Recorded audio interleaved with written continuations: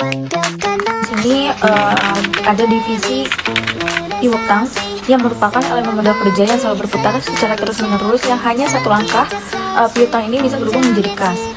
Masalah piutang ini dianggap begitu penting bagi perusahaan karena perusahaan harus menentukan beberapa jumlah piutang yang dioptimalkan. Di sini ada tujuan penjualan kredit, ada 4, yaitu meningkatkan minat para pelanggan, yang kedua meningkatkan volume penjualan, yang ketiga meningkatkan laba bersih penjualan, yang keempat strategi memenangkan persaingan membesarkan market share. Risiko penjualan kredit ini menjadi 2, yang pertama tidak terbayar piutang, yang kedua keterlambatan waktu pembayaran.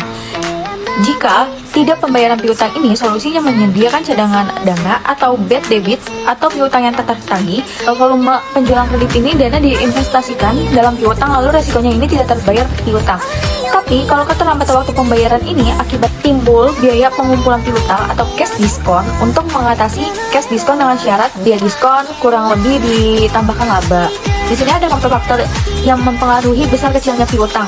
Yang satu itu ada volume penjualan kredit, yang kedua ada syarat penjualan kredit, yang ketiga ketentuan tentang pembahasan kredit, yang keempat kebijakan dalam pengumpulan piutang, yang kelima kebiasaan para pelanggan atau mengambil potong atau tidak memotong para pelanggan, yang keenam ini lama persyaratan kredit, yang ketujuh ini karakteristik industri. Baik, selanjutnya itu ada hal-hal yang terkait dengan pengumpulan piutang dan kebijakan kredit. Yang pertama ada standar kredit, yang dimana kualitas minimum penilaian kredit dari peminta kredit yang dapat diterima oleh perusahaan. Yang kedua, potongan tunai.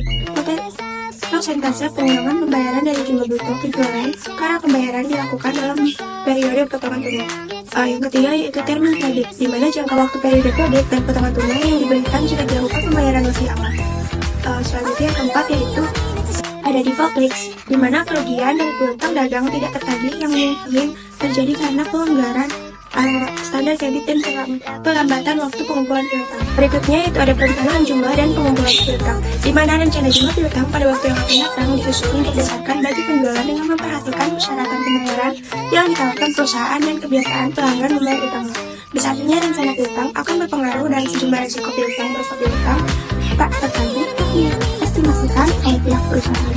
Selanjutnya ada pengendalian piutang. Yang pertama ada penyaringan pelanggan, yang kedua penentuan risiko kredit, yang ketiga penentuan potongan-potongan, yang keempat pelaksanaan administrasi yang berhubungan dengan penarikan kredit, yang kelima itu penentuan ketentuan dalam menghadapi penularan.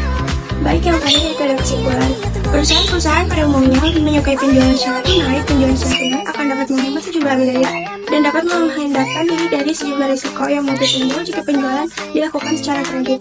Namun, untuk meningkatkan penjualan, di samping melakukan penjualan tunai, perusahaan juga melayani pembelian secara kredit kepada pelanggan. Penjualan secara kredit ini kemudian akan menimbulkan piutang. Piutang merupakan aset yang cukup material. Oleh karena itu, diperlukan manajemen keuangan, pengelolaan piutang yang efektif dan efisien agar jumlah dana yang diinvestasikan dalam piutang sesuai dengan tingkat kemampuan perusahaan sehingga tidak mengganggu aliran kas.